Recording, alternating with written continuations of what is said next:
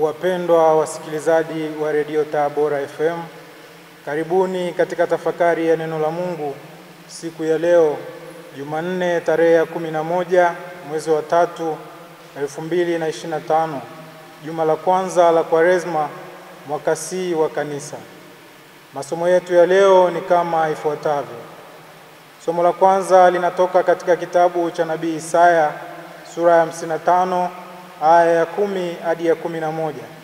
Somo la Injili linatoka Injili ilivyoandikwa na Mathayo sura ya 6 aya ya 7 hadi ya 15.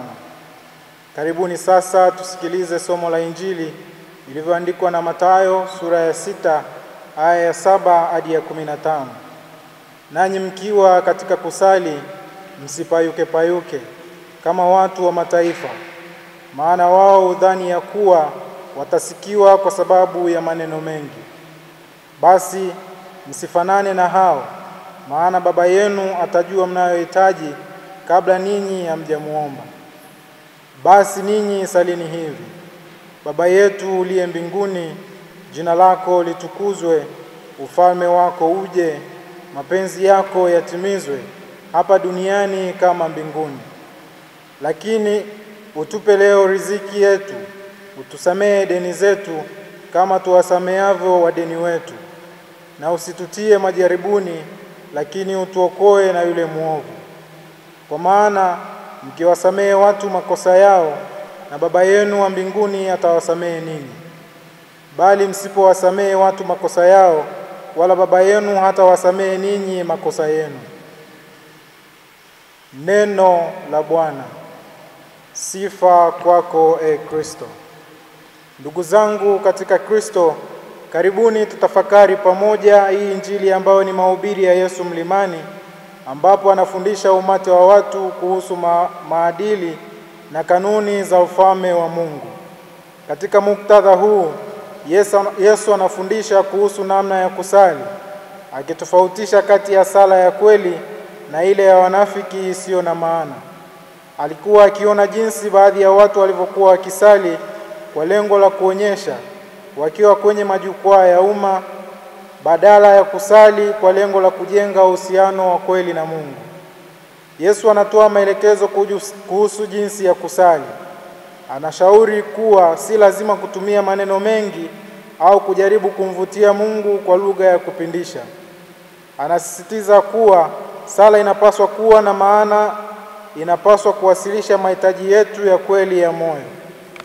Kabla hatujaanza kutafakari juu ya sala ya Bwana kwa undani, kuna ukweli wa jumla ambao itakuwa vema kukumbuka.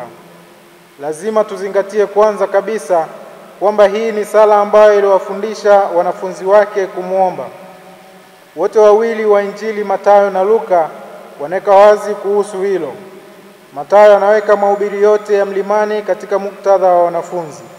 Rejea Injili ya Mathayo sura ya 5 aya ya 1. Na Luka anatuambia kwamba Yesu alifundisha sala hii kama jibu la ombi la mmoja wa wanafunzi wake.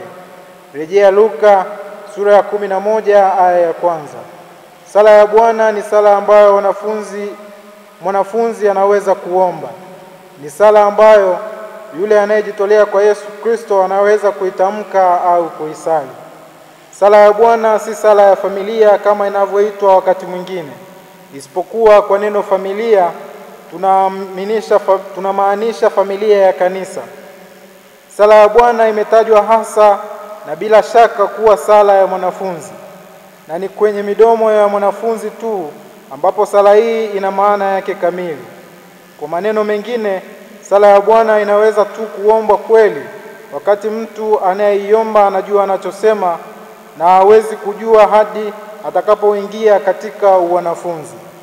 Mpendwa msikilizaji, lazima tuzingatie utaratibu wa maombi katika sala ya Bwana. Maombi matatu ya kwanza yanahusiana na Mungu na utukufu wa Mungu. Maombi matatu ya pili yanahusiana na mahitaji yetu na mambo muhimu. Hiyo ni kusema Mungu kwanza anapewa nafasi yake kuu, na kisha tu tunageukia sisi wenyewe na mahitaji yetu. Ni pale tu Mungu anapopewa nafasi yake sahihi ndipo mambo mengine yote yanapoanguka katika nafasi zao sahihi. Sala haipaswi kamwe kuwa jaribio la kubadilishana mapenzi ya Mungu kulingana na matamanio yetu. Sala inapaswa kuwa daima jaribio la kuwasilisha mapenzi yetu kwa mapenzi ya Mungu. Sehemu ya pili ya sala hii inahusisha mahitaji yetu na mambo muhimu. Ni umoja uliofanywa kwa ustadi wa ajabu. Sehemu hii yahusu mahitaji matatu muhimu ya mwanadamu na nyanja tatu za wakati ambapo mwanadamu hutembea. Kwanza, tunaomba mkate kwa kile kinachohitajika kwa ajili ya kuendeleza maisha, na hivyo huleta mahitaji ya sasa mbele ya kiti cha enzi cha Mungu. Pili, tunaomba msamaha na hivyo huleta yaliyopita mbele ya uwepo wa Mungu. Tatu, tunaomba msaada katika majaribu na hivyo huweka siku zijazo zote mikononi mwa Mungu. Katika maombi haya matatu mafupi, tunafundishwa kuweka yaliyopita, yaliyopo na yajayo mbele ya kiti cha enzi cha neema ya Mungu. Mpendwa msikilizaji, si tu kwamba hii ni sala ambayo hupeleka maisha yetu yote mbele ya uwepo wa Mungu. Pia ni sala ambayo huleta utimilifu wa Mungu katika maisha yetu. Tunapoomba mkate ili kudumisha maisha yetu ya duniani, ombi hilo mara moja huelekeza mawazo yetu kwa Mungu Baba, muumba na mlezi wa uhai wote. Tunapoomba msamaha, ombi hilo mara moja huelekeza mawazo yetu kwa Mungu Mwana, Yesu Kristo Mwokozi na mkombozi wetu. Tunapoomba msaada kwa ajili ya majaribu ya baadaye, ombi hilo mara moja huelekeza mawazo yetu kwa Mungu Roho Mtakatifu, mfariji mwenye nguvu, mwenye kuangazia mwongozi na mlinzi wa njia yetu. Kwa njia ya kushangaza zaidi, sehemu hii fupi ya pili ya sala ya Bwana huchukua yaliyopita, yaliyomo na yajayo, maisha yote ya mwanadamu na kuyawasilisha kwa Mungu Baba, Mungu Mwana na Mungu Roho Mtakatifu, kwa Mungu katika utimilifu wake wote. Katika sala hii, Yesu anatupa dira katika kupeleka maisha yetu yote kwa Mungu na kumleta Mungu katika maisha yetu. Mpendwa msikilizaji, Yesu leo anatufundisha pia kuhusu msamaha na kutoa msamaha kwa wengine. Katika kipindi hiki cha Kwaresma, Yesu anatufundisha kusamehe. Msamaha ni tiba. Yesu, nafsi ya pili ya Mungu, alikuja kuupatanisha ulimwengu na Mungu kwa kufa na kufufuka kwake ili amkomboe mwanadamu.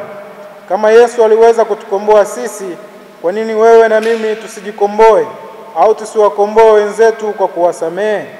Tuwasamehe kwa sababu msamaha ni tiba. Katika kipindi hiki cha Kwaresma, tunaaswa na Kristo kutoa msamaha kama ishara ya upendo na upatanisho wa Mungu. Yesu anamaliza kwa kusema kwamba, kwa maana kama msipowasamehe watu makosa yao, Baba yenu wa mbinguni hatawasamehe ninyi makosa yenu. Hapa Yesu anasisitiza juu ya kanuni ya msamaha. Anatuonyesha kuwa msamaha ni msingi wa mahusiano yetu na Mungu. Hili ni fundisho kwamba hatuwezi kutarajia msamaha kutoka kwa Mungu ikiwa hatutawasamehe wengine. Tumsifu Yesu Kristo.